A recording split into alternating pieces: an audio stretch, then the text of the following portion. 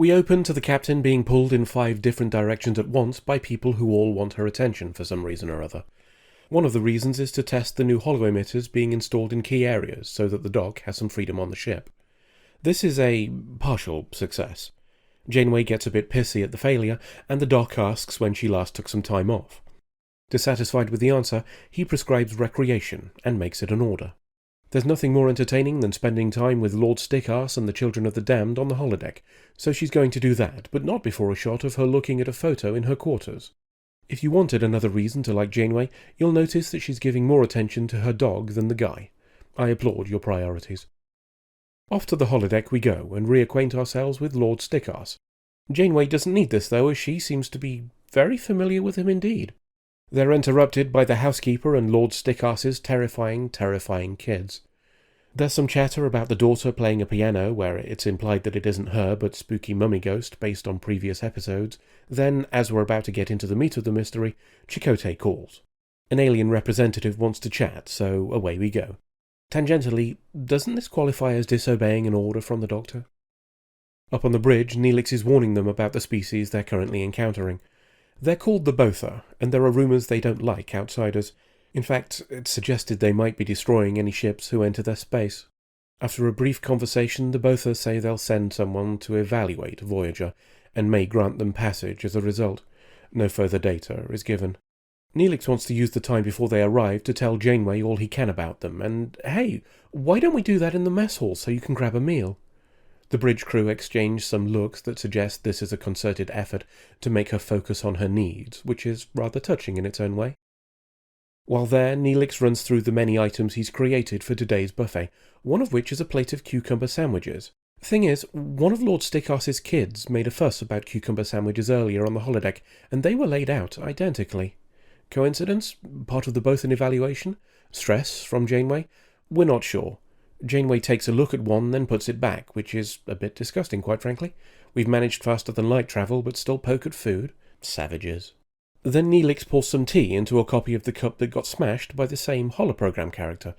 She puts it down to another coincidence, which is pretty fucking blasé given that Neelix's explanation for having it is that he found it in storage on a ship that was new 6 months ago, but you're the captain. After her meal, she's walking along a corridor when she starts hearing Lord Stickass's voice and seeing Cucumber Cup Girl. At this point, I'm going with option B, part of the Bothan evaluation. I'm also guessing that those other lost ships were destroyed by their own crew through manipulation. Janeway goes down to engineering to ask if the new holo emitters for the dock might be projecting elsewhere, and fair play to the writers here, I hadn't considered this one. When asked where those holoprojectors came from, Kim says they found several in storage, and I suspect this is a deliberate choice of phrase. Not we had them in storage, but we found them in storage. Anyway, B'Elanna says whatever's going on isn't them. Well, probably. They're going to run a scan of the holodeck emitters anyway to see if they're fucky. They can do that from engineering, but Janeway has to go up to the holodeck and start it manually, because this juxtaposition makes perfect sense and isn't for plot reasons. Janeway starts the program and contacts B'Elanna to start the diagnostic. Then Lord Stickass turns up and tries to do some wooing, all of which would likely be seen by B'Elanna, but let's not consider that. Anyway, B'Elanna says it's all working, but Janeway asks her to run another scan, then leaves, which means she didn't need to be in there to begin with, but don't overthink it. She goes to see Neelix in the meantime. Maybe he's been poisoning her. It's possible, after he nearly blew up the ship with cheese. She runs through what was in the buffet, and Neelix is confused by her including cucumber sandwiches in the list. He doesn't even know what they are, which is fair enough, but I'm still not forgiving you for insulting mashed potato. Oh, and that cup wasn't real either. We finally decide that getting checked over by the doc might not be a terrible idea. He's running through some things when Kez, who we should remember has psychic shenanigans, gets the shivers. We let it go and carry on with the tests. Until Cucumber Cup Girl appears again, that is. The doc can't see her, but Kez goes a bit weird and the girl turns spectral, then zooms into Janeway. Kez agrees that she felt something this time, and mentions she's been practicing telepathy bobbins with Tuvok, and the doc sends the captain to her quarters. Back there, she orders ice cream and starts hearing the voice of Mark, that guy in the dog photo. Then she tries to leave, only to be stopped by Lord Stickass's housekeeper, who comes at her with a knife. They have a bit of the old wrestling, then we cut back to sickbay to show this is all going on in Janeway's head, which, fair play, was quite a nice twist. Kez says she sees the hallucination too, though we're not sure whether that means it's something more, or she's just capable of seeing what Janeway does. Then Janeway snaps out of it. Realizing she's unable to continue, she transfers control to Chakotay. When he buggers off, Kez has a chat with Janeway. She thinks the stuff happening to Janeway isn't just in her mind, that there's something more going on, but has no evidence to back this up. Up on the bridge, the Botha have arrived. They say they want to chat with Janeway, but Chakotay isn't having that.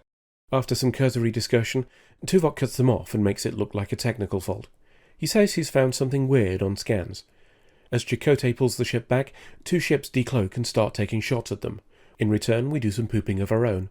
Janeway doesn't want to sit this out and heads off to the bridge, because people who are hallucinating are obviously best placed to be in charge of combat. Back on the bridge, we establish the two cloaked ships are drones being controlled by the main Bothan vessel. Doesn't matter much, though, as we don't seem to be getting through their shields anyway. Faced with destruction, Chakotay orders Voyager to stop.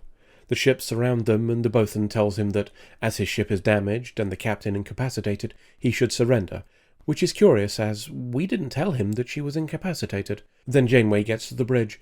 She says he can fuck off with that surrender bollocks, only for him to reveal himself as Mark, the guy in the dog photo.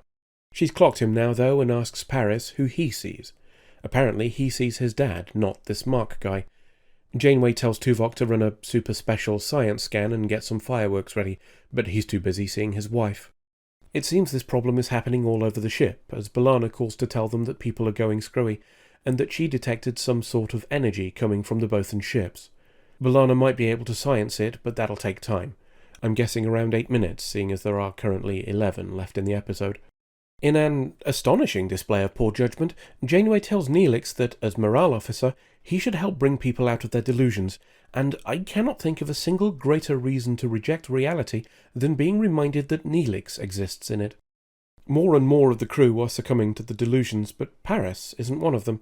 It seems his daddy issues are making him reject the fantasy, which is another interesting twist. Down in engineering, Chakotay turns up to help B'Elanna out. Or does he? When he can't get through to the captain, he tells B'Elanna they should take an escape pod and get the fuck out of Dodge, which doesn't really feel like a thing real Chakotay would say. This is proven when they start making out, and the scene flips to her quarters, where they start having sexy times, so that's her out of it. Guess I was wrong about the 8 minutes. Back on the bridge, Janeway and Paris are still trying to fix things. Then Paris's dad shows up and starts talking down to him because Admiral Paris is a dick. With Paris now lost, Janeway sets off to engineering. On the way, she sees Mark some more, and that's the end of that. Guess the Doc and Kez are going to have to fix it then. He asks Kez to go down to engineering to do the science thing that B'Elanna said would stop the brain fuckery, but on the way, she finds not Paris injured. Kez figures out it's bullshit though and leaves him. Hell, I'd have left him even if he was real. In engineering, the Doc suggests looking at B'Elanna's last active program to see if that's what we need for the sciencing.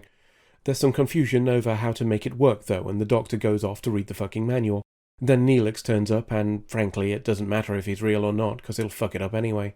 Ignoring him, Kez has the Doc run through what she needs to do the science thing to make it work. As she does that, she hallucinates being injured. Not to worry though, because she's got psychic shenanigans and can bounce it back on the Bothan who's pretending to be Neelix, which ends badly for him. Kez finishes the science thing and Voyager farts out a white ball.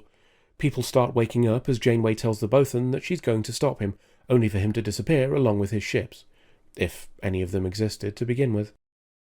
Later, B'Elanna and Janeway are talking about the fantasies and whether they were representative of true desires, hinting at a possible Belote shipping in the future, and we fly away. End of episode.